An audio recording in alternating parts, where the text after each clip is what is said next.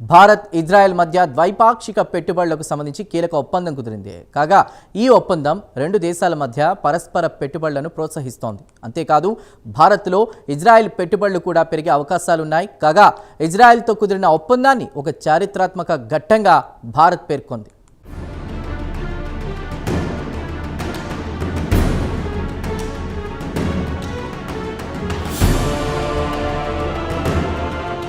Bharat Israel మధ్య తాజాగా పెట్టుబడులకు సంబంధించిన ఒక ఒప్పందం కుదిరింది. ఈ ఒప్పందంపై భారత్ ఆర్థిక శాఖ మంత్రి నిర్మలా సీతారామన్ అలాగే ఇజ్రాయెల్ ఆర్థిక మంత్రి బెజ్లెల్ స్మోట్రిచ్ సంతకాలు చేశారు. కాగా ఈ ఒప్పందం రెండు దేశాల మధ్య పరస్పర పెట్టుబడులను సులభతరం చేస్తోంది. ఈ ఒప్పందానికి ఒక ప్రత్యేకత ఉంది. భారత్ కొత్త పెట్టుబడి ఒప్పందాల నమూనాకు అనుగుణంగా ఈ ఒప్పందాన్ని రూపొందించారు.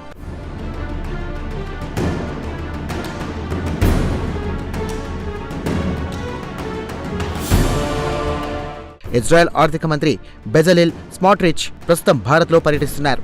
ఆయనతో పాటు ఇజ్రాయెల్ ఆర్థిక మంత్రిత్వ శాఖ నుంచి సీనియర్ అధికారుల బృందం కూడా భారత్ పర్యటనలో ఉంది. ఇజ్రాయెల్తో ఆర్థిక సహకారాన్ని ప్రోత్సహించడం ప్రధాన లక్ష్యంగా స్మోట్రిచ్ బృందం భారత్లో పర్యటిస్తోంది. ఈ పర్యటనలో భాగంగా భారత్తో ఆర్థిక భాగస్వామ్యాన్ని బలోపేతం చేసుకునే లక్ష్యంతో ద్వైపాక్షిక పెట్టుబడి ఒప్పందాన్ని ఇజ్రాయెల్ కుదుర్చుకుంది.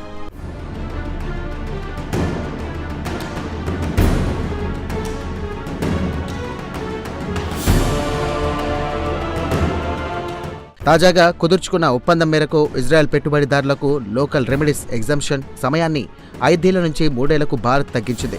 లోకల్ రెమెడీస్ ఎగ్జంప్షన్ అంటే ఏమిటో చూద్దాం. ఏదైనా పెట్టుబడులకు సంబంధించిన సమస్య తలెత్తితే అంతర్జాతీయ న్యాయస్థానానికి వెళ్లడానికి ముందుగా ఆతిథ్య దేశంలోనే పరిష్కరించుకోవాల్సి ఉంటుంది. ఇక్కడ ఆతిథ్య దేశం అంటే భారత్ అన్నమాట. కాగా గతంలో ఇదే తరహా నిబంధన యునైటెడ్ అరబ్ ఎమిరేట్స్తో కుదుర్చుకున్న ఒప్పందంలో కూడా భారత్ పొందుపరిచింది.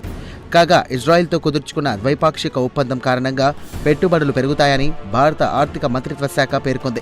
అలాగే రెండు దేశాల మధ్య వాణిజ్యం కూడా పెరిగే అవకాశాలున్నాయని వెల్లడించింది. కాగా ప్రస్తుతం భారత్ ఇజ్రాయెల్ మధ్య ద్వైపాక్షిక పెట్టుబడులు $800 మిలియన్ ఉన్నాయి. అయితే రానున్న రోజుల్లో ఇది మరింత పెరగడానికి ఒప్పందం దోహదం చేస్తోందని ఆర్థిక మంత్రిత్వ శాఖ వెల్లడించింది.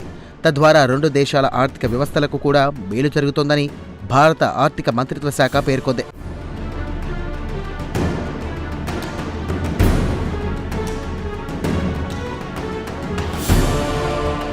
కాగా సైబర్ సెక్యూరిటీ, రక్షణ రంగం, ఇన్నోవేషన్, హై టెక్నాలజీ రంగాల్లో రెండు దేశాలు పరస్పరం సహకరించుకోవాల్సిన అవసరం ఉంటుందని నిర్మలా సీతారామన్ పేర్కొన్నారు. అయితే ఇజ్రాయెల్తో ద్వైపాక్షిక పెట్టుబడులకు సంబంధించి కీలక ఒప్పందం కుదరడాన్ని చారిత్రాత్మక ఘట్టంగా నిర్మలా సీతారామన్ పేర్కొన్నారు. కాగా ఈ కొత్త ఒప్పందం భారత్ ఇజ్రాయెల్ మధ్య పరస్పర పెట్టుబడులు ప్రోత్సహిస్తుంది. అంతేకాదు పెట్టుబడిదారులకు రక్షణ కల్పిస్తోంది. అలాగే రెండు దేశాల మధ్య వాణిజ్యం, పెట్టుబడుల విస్తరణకు సదరు ఒప్పందం దోహదపడుతుంది. కాగా 1996లో సంతకం చేసిన ఒప్పందాన్ని తాజా ద్వైపాక్షిక ఒప్పందం భర్తీ చేస్తోంది.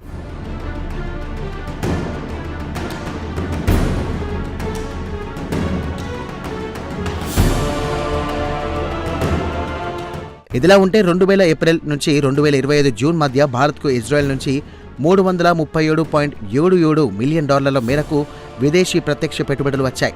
రెండు దేశాలు స్వేచ్ఛాయుత వాణిజ్య ఒప్పందంపై చర్చలు జరుపుతున్న తరుణంలో ఈ ద్వైపాక్షిక పెట్టుబడులు ఒప్పందం కుదరడం ఒక విశేషం. కాగా తాజా ఒప్పందం ఇజ్రాయెల్ ఎగుమతిదారులకు మెరుగైన ఆర్థిక అవకాశాలను కల్పిస్తుందంటున్నారు ఆర్థిక రంగ నిపుణులు.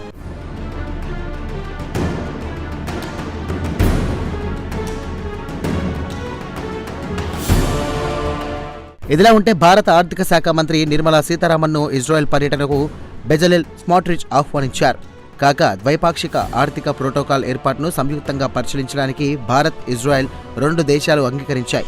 కాగా భారత్లో ఆర్థిక మంత్రిత్వ శాఖ ప్రాతినిధ్యాన్ని ప్రారంభించే అవకాశాన్ని పరిశీలిస్తామని ఆర్థిక మంత్రి నిర్మలా సీతారామన్ పేర్కొన్నారు. మార్కెట్ వాటాదారులతో సంబంధాలు బలోపేతం చేసుకోవడం, అలాగే ఉమ్మడి ఆర్థిక ప్రాజెక్టులను ప్రోత్సహించడాన్ని భారత్ లక్ష్యంగా పెట్టుకున్నట్లు నిర్మలా సీతారామన్ వెల్లడించారు.